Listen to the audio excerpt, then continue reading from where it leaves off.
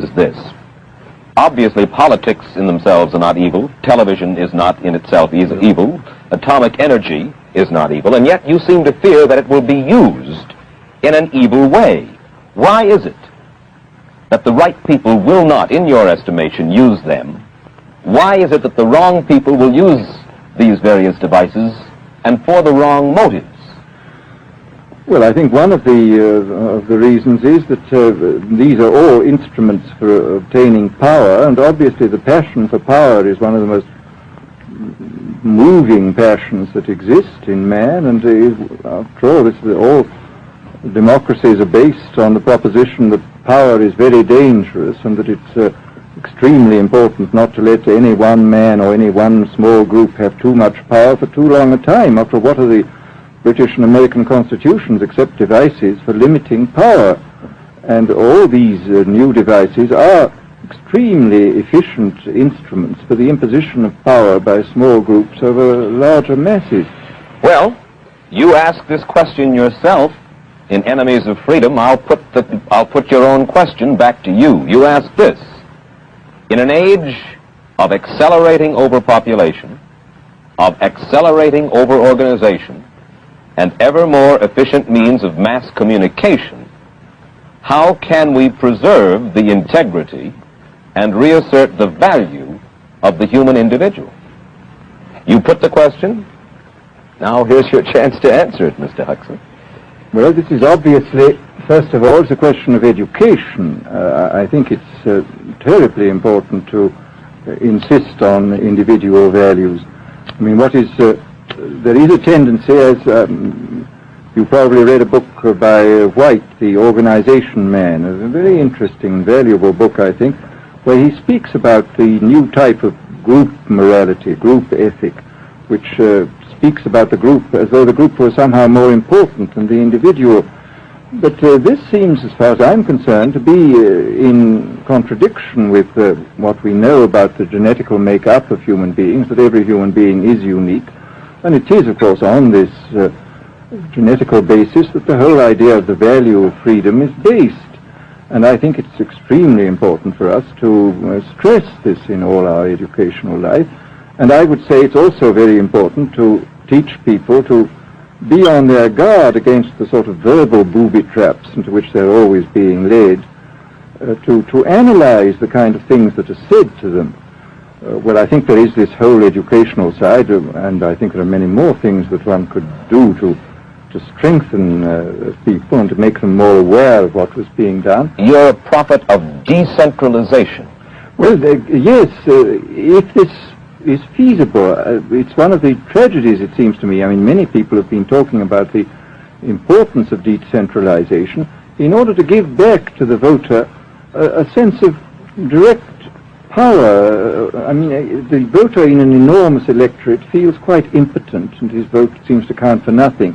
This is not true where the electorate is small and where he is dealing with a group which he can manage and understand. And if one can, as Jefferson, after all, suggested, break up the units into smaller and smaller units, and so get a real self-governing democracy. Well, that was all very well in Jefferson's day, but how can we revamp our economic system and decentralize and at the same time meet militarily and economically the tough challenge of a country like Soviet Russia? Well, I think the answer to that is that there are, it seems to me that the production, industrial production, is of two kinds. I mean, there are some kinds of industrial production which obviously need the most tremendously high centralization, like the making of automobiles, for example. But there are many other kinds where you could decentralize quite easily and probably quite economically, and that you would then have this kind of decentralized life. After all, you begin to see it now if you travel through the South, this decentralized textile industry which is springing up there. Mr. Huxley, let me ask you this, quite seriously. Is freedom necessary? As far as I'm concerned, it is, yes. Is it necessary for a productive society?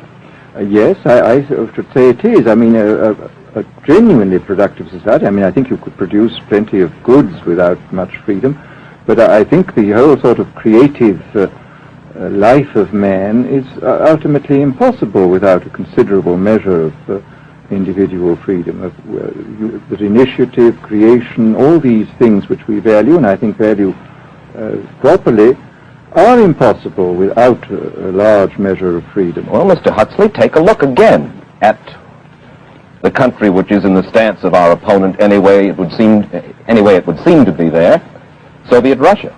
It is strong and getting stronger economically, militarily. At the same time, it's developing its art forms pretty well. It seems not unnecessarily to squelch the creative urge among its people, and yet it is not a free society.